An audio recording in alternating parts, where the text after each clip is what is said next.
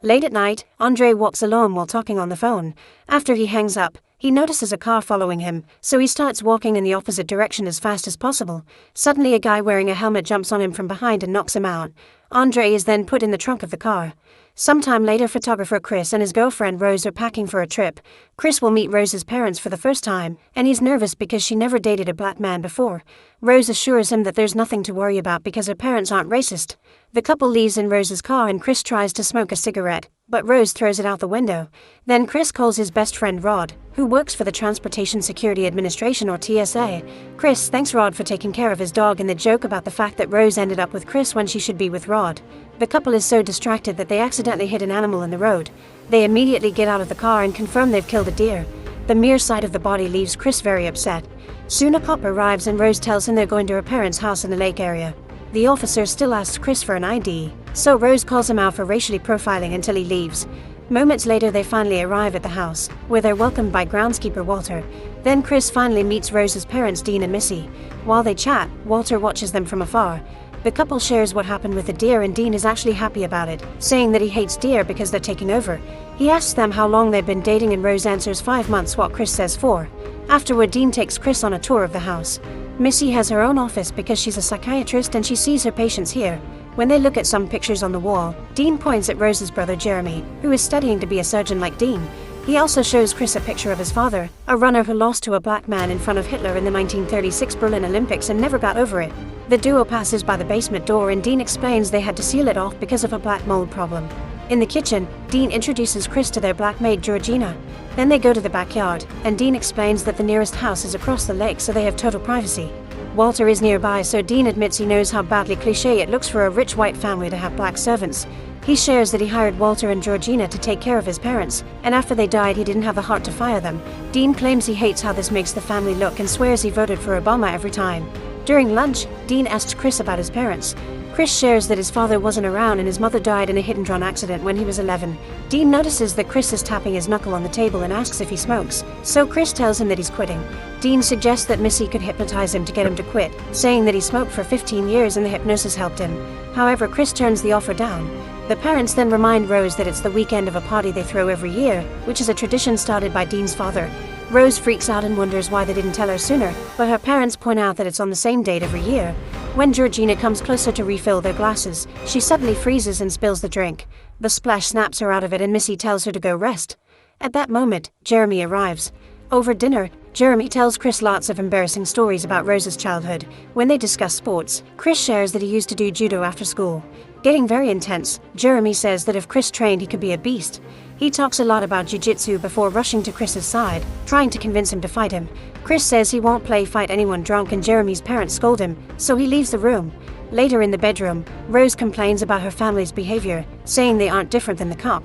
Chris says, "I told you so," so Rose apologizes, but he assures her that it's fine. They share a long kiss and Rose warns Chris that the party will be very white. In the middle of the night, Chris can't sleep. When he notices Rose's childhood plushie on the nightstand, he feels uncomfortable and turns it around. Then he sneaks downstairs to smoke in secret, unaware that Georgina is nearby. In the front yard, Chris gets his cigarette ready but he freezes as he sees Walter running toward him. When Walter is about to crash into him, he makes a turn to dodge him at the last second. Then Chris turns around and finds Georgina looking at her reflection on the door. He waits until she's gone to go back inside.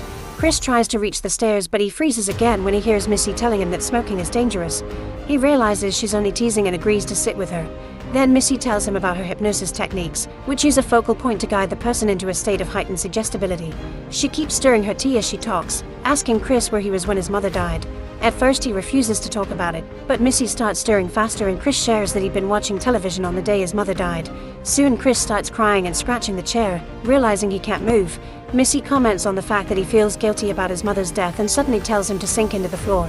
Chris tries to resist, but he sinks into the chair and the same thing happens to his younger self in the memory.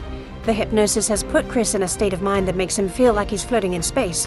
Missy calls at the sunken place and closes his eyes, but at that moment Chris wakes up in bed. He checks his phone when it rings, however it's only a picture of his dog sent by Rod. It seems the charger was disconnected last night so he connects it again. Later Chris goes for a walk in the forest to take some pictures. On his way back, he sees Georgina through the window taking care of her hair. He tries to take a picture of her but she turns around, so he pretends to be looking at something else. When he looks again, she's gone. Then he approaches Walter, who is chopping wood and says that this is what he wants to do. Walter thinks Chris is lucky to have Rose, although his laughter is weird. He also apologizes to Chris for scaring him last night and reveals he saw him with Missy, so he asks if the hypnosis worked. Freaked out, Chris claims he doesn't remember because he drank too much.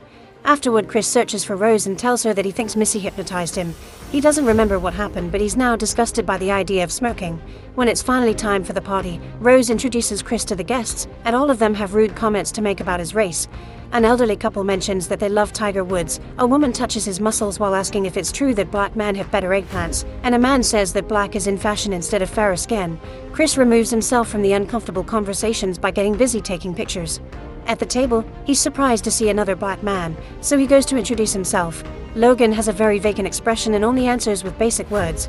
They're interrupted by Logan's wife, who reminds him they have to keep mingling.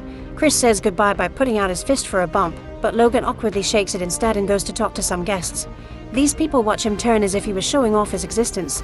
Then Chris admires the gazebo and meets a blind man called Jim, who thinks these guests have no idea what real people go through.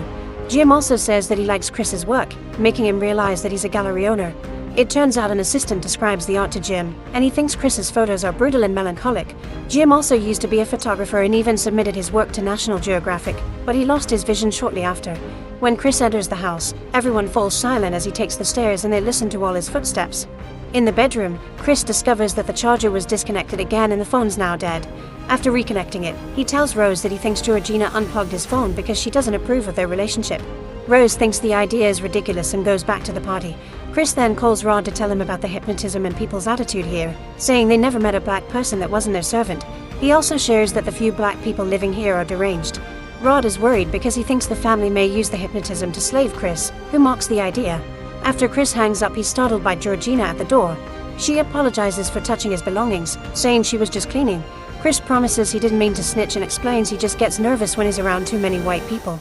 This comment makes Georgina clearly uncomfortable, but she quickly covers it with tears and awkward laughter, saying that her bosses treat her and Walter as family. When Chris returns to the party, Dean introduces him to even more fancy people. A Japanese man asks him if African Americans have more advantages or disadvantages in the modern world, so Chris laughs and says he doesn't know. He makes Logan answer instead, and Logan explains very awkwardly that being black has been a good experience, although he admits he doesn't leave the house much. While Logan talks, Chris takes a picture of him and forgets to turn off the flash. The light makes Logan freeze and his nose bleed. Suddenly, Logan grabs Chris by his clothes and keeps telling him to get out, now talking in a more informal tone. Jeremy drags Logan away as he keeps yelling in agony. Minutes later, Dean tells everyone that Logan had a seizure, which can create anxiety and aggression. He claims that the camera flash triggered it. At that moment, Logan returns and apologizes to everyone, talking very awkwardly again. He explains he's exhausted now, so he and his wife leave. Afterwards, Rose and Chris go on a walk. Chris tells Rose that Logan didn't have a seizure and reveals he has an epileptic cousin, so he knows what a seizure is supposed to look like. However, Rose still trusts her father since he's a neurosurgeon. Chris also admits that when Logan went crazy, he felt like he knew him. He thinks Missy has put weird thoughts in his head and wants to leave, which upsets Rose. Meanwhile, Dean and the guests seem to be playing silent bingo at the gazebo. However, they're actually auctioning off Chris, and Jim is the one who wins. As the sun sets, Chris and Rose are still in the forest. Chris explains he feels guilty about his mother's death because he didn't call 911 or go looking for her when she didn't come home from work. The car that hit her didn't actually kill her, she died the next morning on the side of the road. Chris cries as he points out that she could have survived if someone had looked for her. He tells Rose that she's all he has and asks her to go home together, so she agrees. When they return to the house, the last guests are leaving. Chris notices the whole family staring at him creepily before he enters the house. In the bathroom, Chris secretly sends Logan's picture to Rod, who immediately calls him. Rod has recognized Logan as Andre, the ex-boyfriend of a friend of theirs. Chris finally remembers him too and wonders why he changed so much, so Rod repeats his theory of the family using hypnotism to make slaves. At that moment, the call mysteriously ends. Then Chris tells Rose they have to leave as soon as possible. While Rose goes looking for her bag, Chris notices the closet door is open. He looks inside and finds a box full of old photographs showing Rose with a variety of ex-girlfriends and boyfriends, including Georgina and Walter. All these exes are black. A creeped out Chris closes the door and finds Rose waiting, although she can't find her keys in her bag. They go downstairs, only to find Jeremy blocking the front door with a lacrosse stick. Missy wonders what's happening and Chris says they're leaving, so Rose makes up a story about his dog being sick. While Rose keeps looking for her keys, Dean asks Chris what his purpose in life is. Chris is too confused to answer, so Dean talks about people being gods trapped in human form. Growing scared, Chris yells at Rose to ask for the keys, so Jeremy swings his stick at him and Chris has to dodge him. Rose appears to be crying, but suddenly her face gets serious as she reveals she had the keys all along yet refuses to give them to him. Chris tries to run to the door, however Jeremy blocks him and Missy taps her teacup, causing Chris to collapse as he faints. Chris's mind is stuck in the sunken place, but he can still see Jeremy and Dean moving him while Rose tells him that he was one of her favorites. The next morning Chris wakes up tied to a chair in the basement, which is a game room and not moldy at all. He tries to get out, but he can't undo the bindings. Suddenly a TV plays a video of Rose's grandfather, who says that Chris has been chosen because of the physical advantages he's enjoyed his entire life. It turns out the family has developed a process called coagula, which allows them to transfer a white person's brain into a black person's body. This way they fuse white intellect with black strength. All this time, Rose has been dating black people to gather new victims. Then the video shows Missy stirring the tea and Chris passes out again. Meanwhile, Rod tries to call Chris to no avail. After feeding Chris's dog, Rod looks up Andre on the internet and discovers he went missing 6 months ago. He decides to go to the police, showing them the picture of Andre that Chris took and sharing his hypnotized slave theory. However, the detectives only laugh at him. Afterward, Rod calls Rose, who tells him that Chris left 2 days ago. When Rod says he hasn't heard from him, Rose pretends to be very upset. Rod suspects she's lying and starts recording her before asking about hypnotism. Rose accuses Rod of calling her because he's interested in her, causing him to freak out and hang up. In the basement, Chris wakes up and the TV plays another video. This time Jim appears to explain the procedure. Step 1 was the hypnotism, and step 2 is this metal preparation. When Jim's brain is transferred, Chris will forever live in the sunken place but still be able to see and hear what's happening. Chris asks why black people, so Jim explains that people want to be faster and stronger. However, he doesn't care about Chris's race, he only wants new eyes. After the video ends, Chris notices that he scratched the chair so much that he's pulled out the cotton. When the TV plays the teacup again, Chris faints. Minutes later, Jim is asleep on the surgical table and Dean starts cutting his head open. Jeremy unstraps Chris and turns around to get the wheelchair ready. However, Chris hits him twice with a ball from the pool table to knock him out. It turns out Chris used the cotton from the chair to block his ears, so the teacup couldn't hypnotize him and he only pretended to faint. When Dean hears a noise, he comes out of the operating room, only to suddenly be stabbed by Chris with a stuffed deer head he took from the wall. As Dean collapses, he accidentally knocks down a candle, and soon the flames start spreading. Next, Chris goes to the kitchen to get his phone, and Georgina runs as soon as she sees him covered in blood.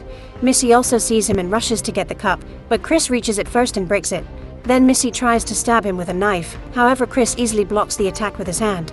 Since the blade is impaled in his palm, he turns it around and after some struggle, he stabs Missy to kill her too.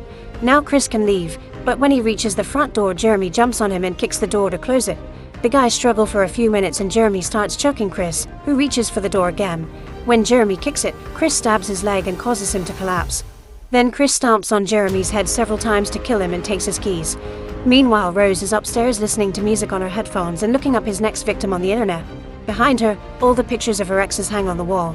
When Chris gets in Jeremy's car, he finds a helmet on the passenger's seat, which means Jeremy kidnapped Andre.